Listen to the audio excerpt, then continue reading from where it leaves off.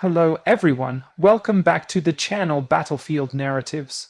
Today we're diving deep into a remarkable turn in the ongoing conflict between Ukraine and Russia, a bold drone strike deep in Russian-occupied territory, the subsequent collapse of a portion of Russia's defensive posture, and what it all means for the broader war and geopolitical landscape. It begins with the setting, the peninsula of Crimea annexed by Russia in 2014, where secure compounds, elite retreats, and strategic installations lie scattered along the Black Sea coast. Among them is the resort at Foros, known historically for hosting high-level Russian officials and linked to the Federal Security Service (FSB). In late September 2025, reports emerged that Ukrainian forces launched a precision drone strike on the Foros sanatorium complex, killing several individuals and injuring others. The attack targeted an elite site believed to house Russian government gets a powerful statement that Ukraine can reach deep into territory once considered untouchable. This strike marks a turning point. It demonstrates not only Ukraine's growing technical capabilities but also the psychological warfare that drones now enable, blurring the line between front lines and rear areas, the notion of safe zones. For Russia's elite has been shattered, and the very architecture of its defense appears shaken. Why is this significant? Because it highlights a dramatic shift in modern warfare, from massed armies and artillery duels to high-precision, asymmetric strikes that exploit weakness rather than strength. Ukraine's deep strike drone campaign has already crippled parts of Russia's logistics and energy infrastructure, temporarily disabling up to 1/5 of its oil refining capacity. The Foros attack adds a new layer, targeting symbolism, not just supply. Let's trace how we reached this point. When Russia invaded Ukraine in February 2022, Moscow expected a rapid victory, a conventional war dominated by tanks, aircraft, and massed firepower, but Ukraine adapted with astonishing speed. Deprived of full air superiority, Ukrainian forces developed tactics built around mobility, intelligence, and low-cost precision. Out of necessity grew innovation. Small teams with drones began to achieve what once required squadrons of aircraft.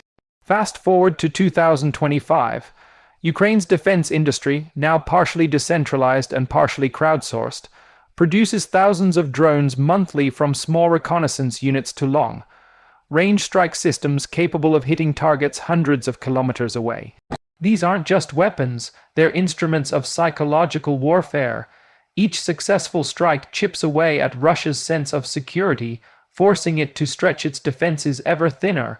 The Foros strike exemplifies this transformation. According to sources in Crimea, drones approached the coastline undetected, bypassing radar coverage designed to protect key installations.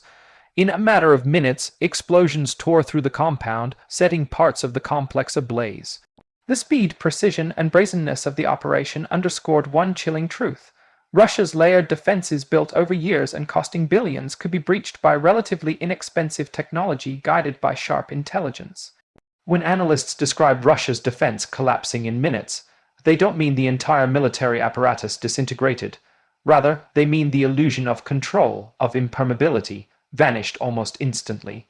The failure was not merely physical but conceptual.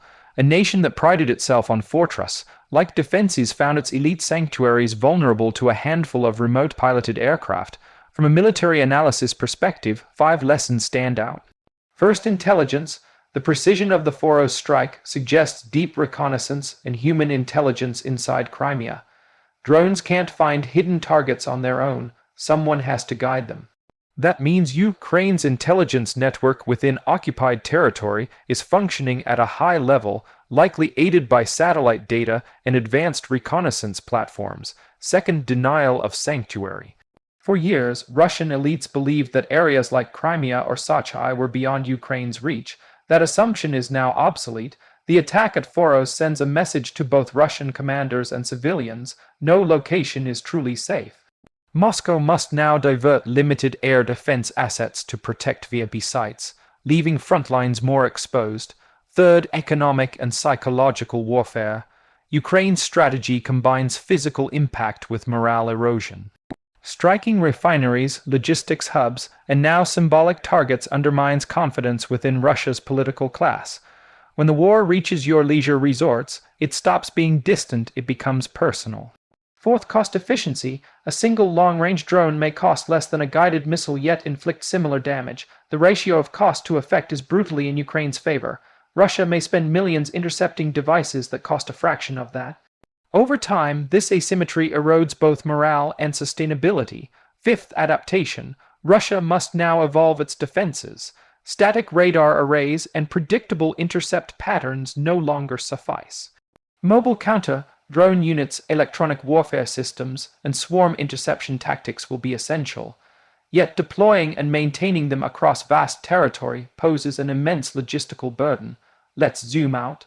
The war is evolving from positional attrition to a theater of constant disruption. Ukraine's drones now operate not just as battlefield tools, but as instruments of strategic deterrence.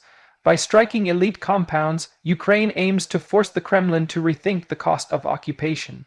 Simultaneously, Russia continues its own large-scale drone and missile assaults across Ukraine, seeking to overwhelm energy grids and civilian infrastructure. The conflict has become a duel of endurance, one side fighting for survival, the other for dominance. The deeper significance of the Foros strike lies in its symbolism. For decades, Foros represented exclusivity and security for the Soviet and later Russian elite, a retreat where leaders could disconnect from the chaos of the outside world. To see it burning on camera is to watch the mythology of Russian power unravel in real time. It's not just a military loss, it's a cultural one. The strike also exposes a deeper vulnerability: overconfidence. Russia's reliance on conventional defensive systems, radar networks, missile interceptors, fixed command posts is rooted in 20th century warfare, but drones operate differently. They're small, numerous, and adaptable.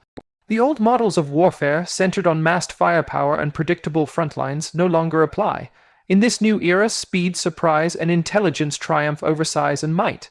Meanwhile, Ukraine's allies are studying these developments closely.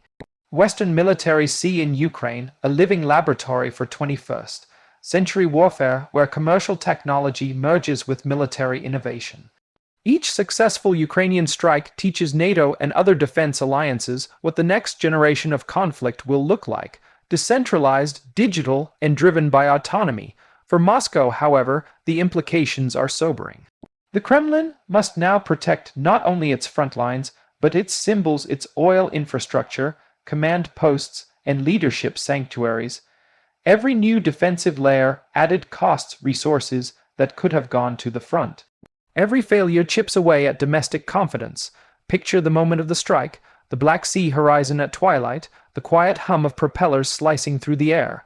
Russian radar operators stare at green screens as flickers appear too small to register. Seconds later, fire, chaos, confusion.